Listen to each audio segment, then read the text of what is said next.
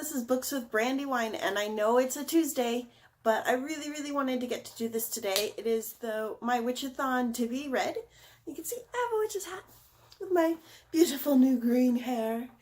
But I'm really excited. This Witch-a-thon is being hosted by Crescent Moon Reads, and I love the whole list that she's gone through. So I've actually picked a book for like almost every single one of the challenges, even though I'm probably not going to get through all the way through them, but I'm going to try and get through as many as I can.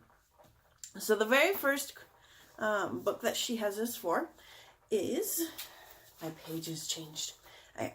This time of year is all about preparing for the dark and gathering enough harvest for the winter. Read a book that is bound to make you warm and happy. So for that one, I actually chose Rules for Stealing Stars by Corey and Haydu. And I haven't actually read this book, so I don't know if it'll make me feel warm and fuzzy, but the back of it sounded like it would make me feel warm and fuzzy. So I'm assuming this is the main character, Silly. She is the youngest of 4 sisters, and she usually gets along really well with them, but lately 3 of her sisters have been disappearing into their rooms and whispering together, and then coming back looking like they just went on an adventure, covered in like gold dust and just smelling like the outdoors. And so they finally let her in on their secret that they have found old magic deep in their house, and it's going to help them. Like, on the one hand, they're going to this world to escape their reality because they don't like their reality. So that part I probably won't be warm and fuzzy, but I love the idea of these 4 sisters having an adventure together. So that is my pick for the book that will make me happy and warm. The second one is Light a Candle for Your Ancestors and Read by Candlelight. This is a time for honoring our kin. So I don't actually have any candles, but I do have in our living room a really old yellow light that makes it really hard to read by. Like, I read in the living room all the time, but it really strains your eyes, and I kind of lean so that I'm in the kitchen light too. But if I just read by that living room light, then it will pretty much be equivalent to a candlelight. But the book I chose for that one is The Impossible Quest, Escape from Wolfhaven Castle. And I actually just got this recently from one of my friends that was selling books.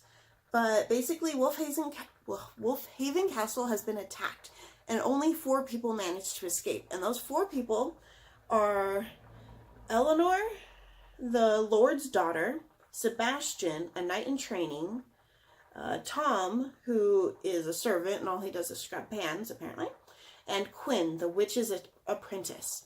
So another witchy book. I tried to choose all books that had like witch or magic or something with them, but I'm assuming that is Tom, but I don't actually know because I haven't read it yet, so we'll find out. But it's kind of thin, so hopefully I won't hurt my eyes too much reading by that light. But yeah. Okay. Number 3. Samhain is more widely known as Halloween. Read a spooky horror thriller novel.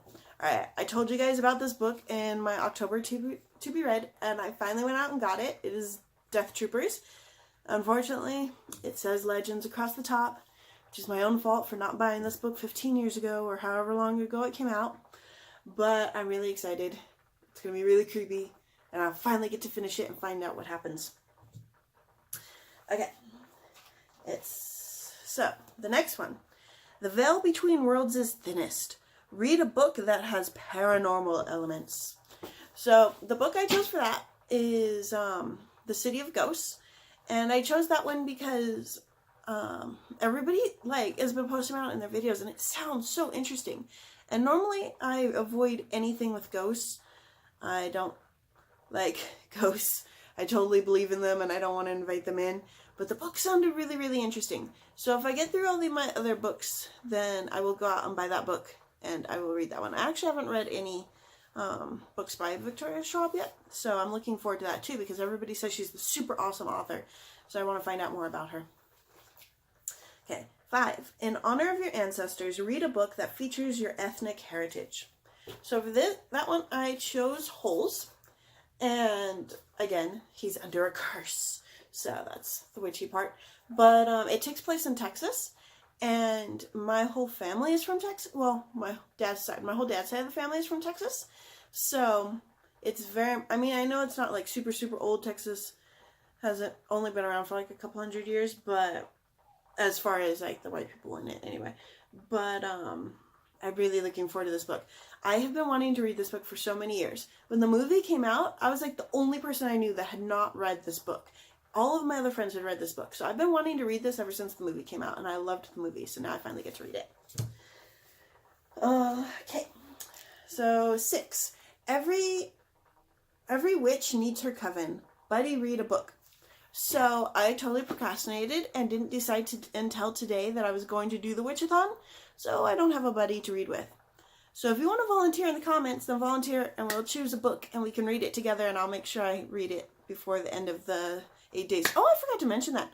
The Witch-a-thon is going from the 24th to the 31st, so it actually starts tomorrow, which is why I wanted to get this video out today. Okay, so if you want to be my buddy, let me know in the comments below. Number 7, read the group book. Okay, so the group book is the whole reason I decided I wanted to do this Witch-a-thon, and it is The Girl Who Drank the Moon. And I have been wanting to read this book since I saw the cover, because the cover is just awesome. It is hardback.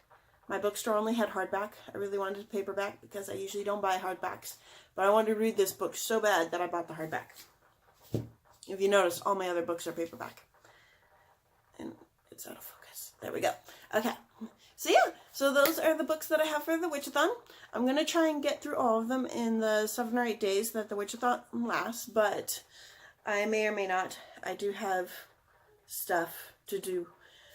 Pokemon, which is having the Halloween event and needs to be done, and, you know, kids and work and stuff. But I really, really want to read. I'm gonna try something that I've never tried before, and I'm gonna try to read every one of these books like one a day. So we will see how that works out. But I'm really, really excited to get to do this. I even got a hat, a witch's hat. It's so cool. But yeah, so let me know in the comments below if you guys are going to be doing it too. I will put a link to the Witch-a-thon's original post so that you guys can find out what's going to be a part of it. And definitely follow Crescent Moon Reads so that you can keep track of the Witch-a-thon, because she's going to be the one hosting it. And this is my first read-a-thon, so I don't really know what there is to do besides posting the TBR and reading the books. And I assume there's going to be like a wrap-up or something. But I will learn as I go. And I am so excited to finally get to do a read-a-thon. So I will see you guys tomorrow when I post my normal Wednesday video. Bye!